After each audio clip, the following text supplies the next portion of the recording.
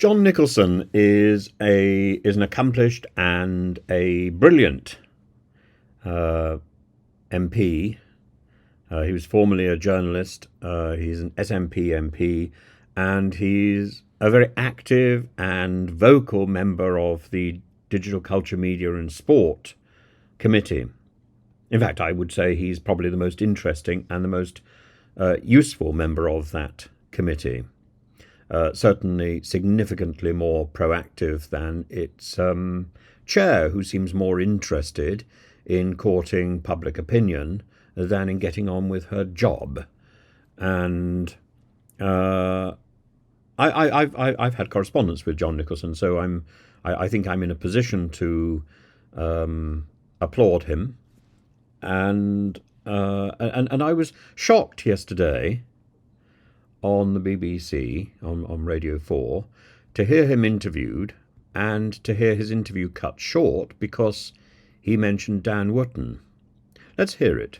In the investigation by Byline Times, Dan Wootton was a very good piece of journalism. Let's not. I don't want to go into unrelated issues. I just want to ask you whether there's a danger in your position. You're wanting Ofcom to censor channels that take opinions and give platform to opinions that you really don't like. I don't want censorship. I want Ofcom to enforce its own rules. The point I was going to make was that there have been serious accusations about Dan Wootton for some time, which have received remarkably little coverage in the press, and which are worthy of investigation. That's not what we're discussing here. Well, it's relevant because he's the presenter on the channel who's now been suspended.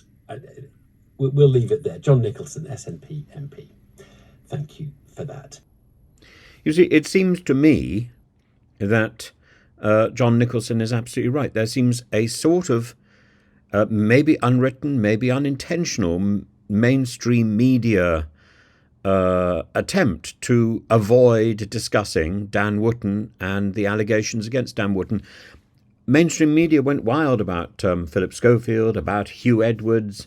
Indeed, I think without mainstream media's stirring up that Hugh Edwards pot, the Hugh Edwards would still be on the BBC. But mainstream media, the speculation there, destroyed the man's career, as surely as his stupidity. And Russell Brand, and Lawrence Fox, of course. But Dan Wootton is a sort of...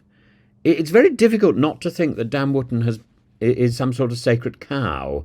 Is it because of his involvement in mainstream media news reporting?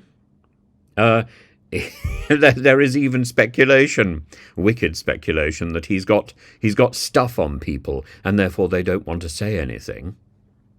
Who knows? But yes, I mean, there was one smirk too many the other day. That's why he's out. I celebrate.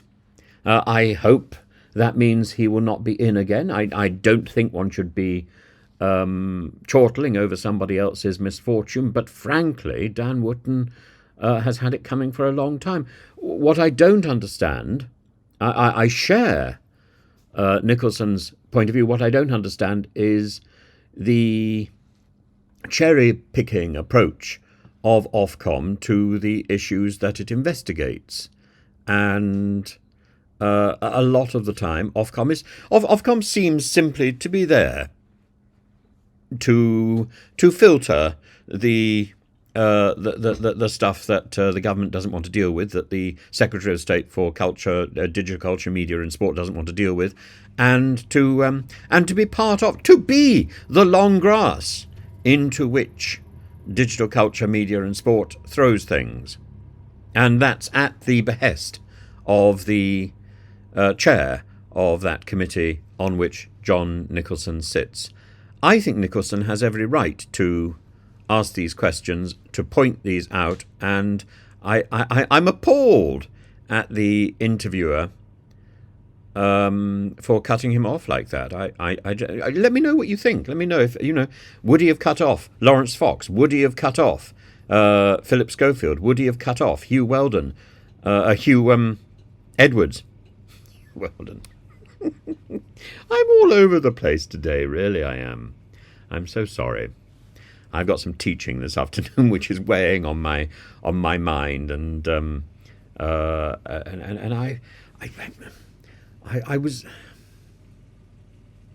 very much aware of of the absence of Bay in my office. I'm very much aware of it, and